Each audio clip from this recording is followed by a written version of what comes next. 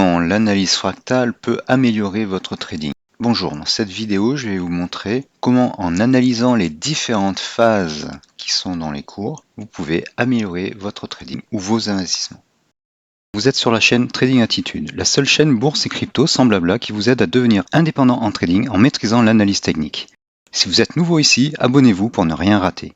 Tout a commencé par un post sur Twitter que j'ai vu où un influenceur disait qu'il vendait ses actions Hershey Company pour acheter du Apple. Quand j'ai regardé le cours de Hershey, il y a eu une longue tendance baissière et là on est en dérive latérale avec un début de renversement, un début de hausse. Si on regarde à plus long terme, Hershey Company, je crois même que c'est une dividende aristocrate, elle est quand même haussière. Moi je trouve dommage déjà de la vendre. Et si on compare à Apple, très bonne valeur aussi, elle est haussière, mais actuellement elle est plutôt en tendance baissière. Elle va très certainement se retourner à la hausse, mais actuellement elle est plus en tendance baissière et plus haut que Hershey. En plus elle est sur un support là, donc ça pourrait rebondir ou pas, mais si on regarde par rapport à ce support là, elle est très haut, et par rapport à Hershey,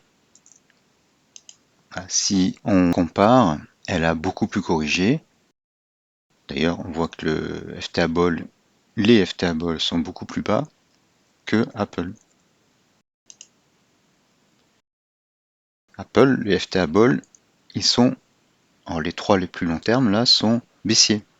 Donc comparez bien, je reviens sur Hershey. Voilà, ils ont déjà été baissiers et ils commencent à se retourner. Voilà. Et en voyant ça, je me suis dit, oui, il faut que j'explique absolument ce pattern d'inversion.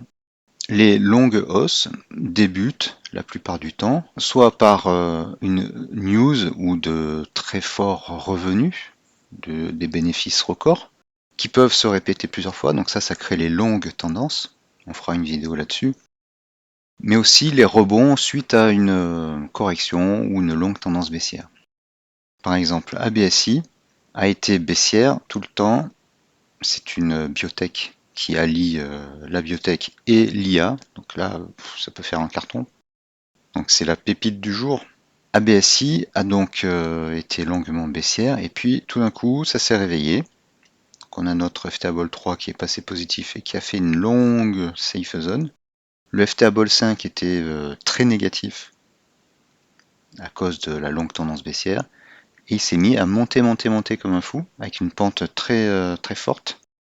Le FTA-Ball 4 est passé positif pour la première fois et notre indicateur de volatilité est passé à des niveaux stratosphériques. Là on en est à du 180-200.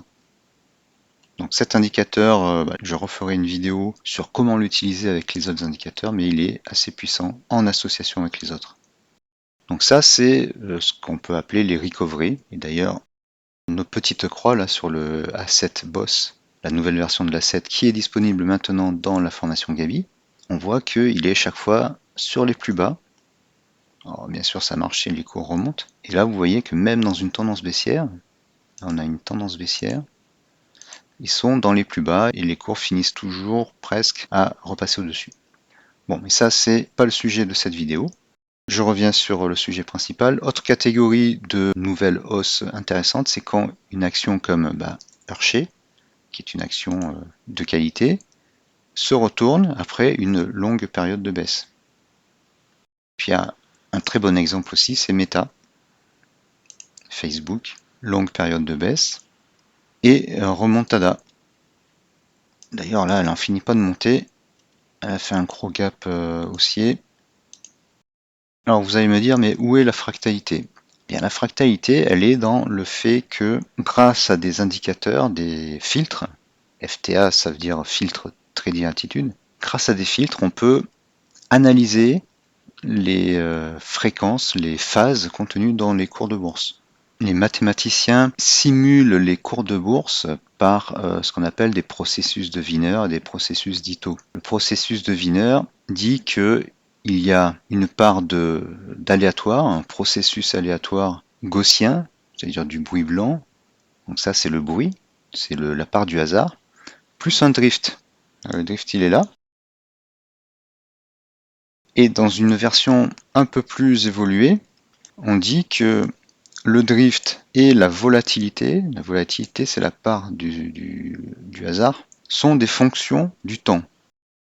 Et donc la fractalité et l'analyse fréquentielle, en fait j'ai failli appeler cette vidéo l'analyse spectrale. Le spectre, c'est la décomposition en différentes fréquences d'un signal. Ça revient à essayer d'analyser ces deux fonctions A et B, sachant que la partie gaussienne, eh bien, ça vous fait penser à quoi? Eh bien, c'est la partie Bollinger. Les bandes de Bollinger sont un indicateur qui disent quoi en fait? Eh bien, que les cours, à 98%, sont entre deux écarts types. Donc c'est exactement ça. Et l'analyse fréquentielle, eh bien, elle va essayer de déterminer toutes les fréquences qui sont dans A et B. Et si on revient à notre graphique, ça veut dire quoi? Eh bien, ça veut dire que il y a une unité de temps ou une fréquence sur laquelle on va avoir des signaux exploitables. Et là, les signaux exploitables, eh bien, c'est ici. C'est ici qu'on voit le retournement de tendance. Un mot sur la physique et le traitement du signal. Pourquoi j'ai appelé les FTA des filtres? Un filtre, ça fait quoi? Un filtre, en électronique, ça laisse passer ou pas des fréquences. Par exemple, un filtre passe haut. Si là, par exemple, on a un axe avec les fréquences, oups, bon, ça, on va dire que c'est un F. Un filtre passe haut ne va laisser passer que les fréquences supérieures. Un filtre passe bas va laisser passer que les fréquences inférieures. Et enfin, un filtre passe bande va laisser passer uniquement les fréquences qui sont dans une certaine zone, dans une certaine plage de fréquences. Les FTA BOL agissent comme cela. Ils analysent une certaine fréquence. De plus, ils filtrent par là même, ils filtrent le bruit des fréquences inférieures, c'est-à-dire la partie brownienne. Et là, on voit bien que on a tout le long de la tendance baissière, sauf un petit peu ici, une sell zone, c'est la partie rouge. Et une fois que c'est terminé, une fois qu'on a le retournement, on n'a que de la safe zone. C'est là où il filtre. Alors il y a quand même une composante qui est l'inertie, le momentum. Quand le FTA ball est très négatif, il y a une grosse inertie baissière, et quand il est positif, il y a une grosse inertie haussière. Donc il peut être haussier négatif, mais les cours peuvent baisser. C'est là où intervient l'asset. L'asset, c'est le juge de paix. Quand les cours surfent au-dessus de l'asset, on est en hausse. Quand ils surfent en dessous, on est en baisse. Mais le FTA ball donne la tendance. Et plus il va se rapprocher du zéro, plus la hausse peut être importante. Alors le problème, c'est que c'est pas si simple que ça, bien sûr. C'est que ce signal, il peut apparaître sur un des 4 indicateurs. Ou sur d'autres unités de temps. Bon, là, je vais rester en daily pour simplifier la chose. Mais je vous ai déjà montré que ça fonctionne sur d'autres unités de temps. Prenons Total Energy. Total Energy, j'ai fait une vidéo sur faut-il l'acheter encore à ce prix-là. C'était, je sais plus, mais bon, depuis en fait, elle a continué de monter. Alors, l'argument c'était que on était en haut de canal haussier. Cependant, si on analyse les FTA Ball, eh bien, à part le premier qui bouge beaucoup parce qu'il est court terme, les 3 suivants étaient haussiers. Ils étaient en safe zone et positifs. Donc ça continuait de monter. Là, on avait, et on a toujours, une cohérence haussière. C'est-à-dire, pour prendre une analogie avec des signaux électroniques, ils sont en phase. Et en plus, l'indicateur de volatilité a cassé le niveau 5 et le niveau 10. Mais si je zoome un peu en arrière, on a toujours ce pattern de retournement. Alors on l'a sur les 3 indicateurs FTable en fait, ici, le 3, le 4 et le 5. Sauf que ce retournement sur le 5, il est intervenu en positif, donc il a encore plus de force. Autre exemple sur Hermès. Là, je vous en ai parlé sur la vidéo sur L'Oréal. Hermès s'inverse. Donc là, on a le pattern inverse, hein, c'est les FTA balls qui s'inversent et qui se retournent, mais en étant haut. Néanmoins, sur les précédentes grandes hausses qu'il y a eu, on a eu notre pattern de retournement du FTA ball sur des zones basses ou négatives. Alors là, il faut que je précise quand même quelque chose d'important.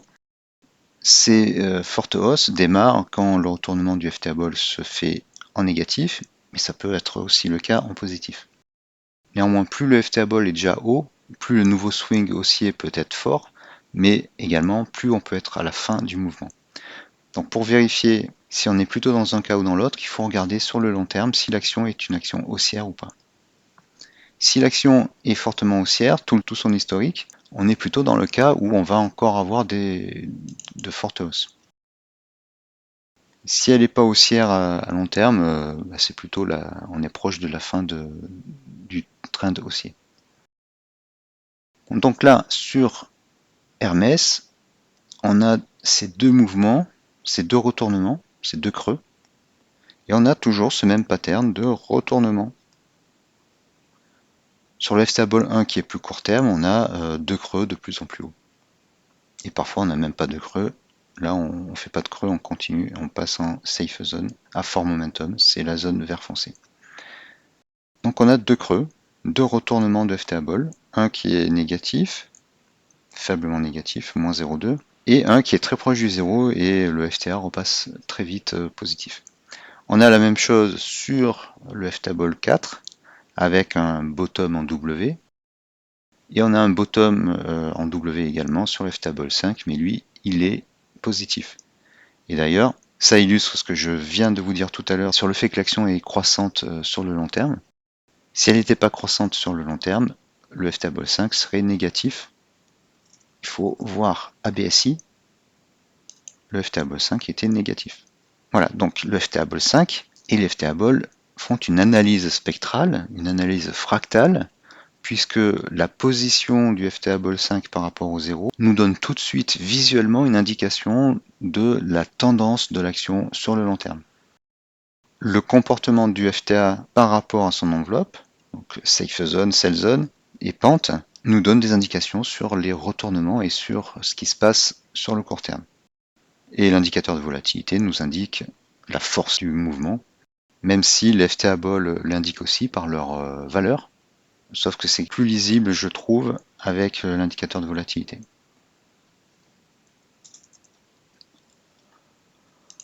Je voulais pas en parler ici, mais le top du top, c'est quand on a un retournement à la hausse du FTA et une croissance. Il faudrait que je mette une moyenne mobile, mais bon, je pense pas que ça va donner des super résultats. Quand en plus l'indicateur de volatilité est en moyenne haussier, donc démarrage du FTA. Bon, il ne veut pas se rendre visible. Démarrage du FTA et indicateur de volatilité haussier. Là, c'est le top. Si en plus les FTA sont positifs, c'est vraiment le top. Donc ce pattern de retournement, il est général, il est sur toutes les unités de temps. La fractalité là-dedans, elle est dans le fait que ça sera un des indicateurs qui vous montrera un pattern clair, ce retournement, éventuellement dans une unité de temps. Par exemple, là, si je passe en 1 heure, on a les tendances baissières, les sale zones sur le FTable 5. On est déjà à une unité de temps un peu trop faible là. Le FTable 5 était en sell zone ici, donc on a une petite correction stagnation, et en sell zone ici, avec des vagues de dos baissières, puisque les plus hauts sont de plus en plus bas, les plus bas sont de plus en plus bas. Et donc on a assisté à un retournement. Le ftable 3 était négatif, d'où la correction ici. Par conséquent, on a une double fractalité. On a une fractalité sur une unité de temps et entre unités de temps. Donc l'utilisation de ces indicateurs, la fractalité plus ce que j'appelle la cohérence quand les indicateurs sont en phase, c'est-à-dire qu'ils vont tous dans le même sens, comme ici par exemple. Là on voit que le 1 monte, le 2, le 3 monte, le 4 monte et le 5 commence à monter. Là on a des phases de hausse. Là c'est le 15 mars, si je repasse en daily, 15 mars, le 15 mars en fait le mouvement s'essouffle rapidement parce que on a deux ftable qui commencent à se détacher de leur enveloppe supérieure. Voilà, double fractalité. Et cette double fractalité va vous aider énormément dans votre trading, puisque ça va vous permettre d'un seul coup d'œil d'analyser toutes les fréquences qui sont dans les cours. On peut appeler ça une analyse fractale ou une analyse spectrale des cours de bourse. Et pour l'instant, j'ai pas vu plus efficace. Si vous voulez avoir ces indicateurs et bien d'autres, plus des screeners pour trouver les actions qui montent le plus, eh bien rejoignez la formation Gabi. Il y a beaucoup de contenu et en plus j'offre mes autres formations, c'est-à-dire le pack complet de mes formations. En tout, ça fait à peu près 17 formations, de quoi vous donner beaucoup d'idées, beaucoup de méthodes et beaucoup d'indicateurs. Une gigantesque boîte à outils et avec Gabi et ses indicateurs de belles méthodes de trading. Donc profitez-en, vraiment, profitez-en, vous ne le regretterez pas. Merci d'avoir suivi cette vidéo. Enfoncez le pouce bleu, partagez la vidéo, laissez un commentaire même si c'est pour rien dire. Abonnez-vous. Merci et à bientôt.